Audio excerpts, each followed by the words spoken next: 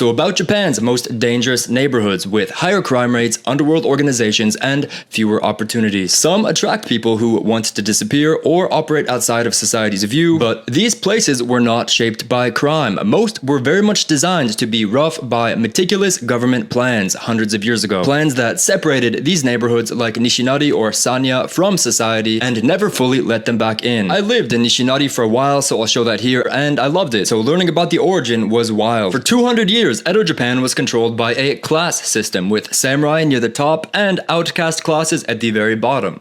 Can you guess where this is going? The outcast class Edo was mainly just essential workers whose jobs were deemed impure due to proximity to the deceased, like butcheries, leather workers, and grave diggers. But what still shapes modern Japan is that these classes were strictly separated into districts within the cities. Districts that lower classes couldn't even leave without written permission. When the class system was finally abolished just 155 years ago by the Meiji government, many samurai districts evolved into today's rich business centers like Chiyoda, Minato, and Bunkyo, while the government at the time did little to improve the really rough, crowded, flood-prone districts of the outclassed neighborhoods, which led to wild situations for generations. For decades, companies would refuse to hire people who were from these neighborhoods, apartments would refuse to rent to people who wanted to move out of these neighborhoods, government funding built fewer schools and parks in them, and few businesses invested. And some organizations that already worked in a legal gray zone would move in to operate out of society's view and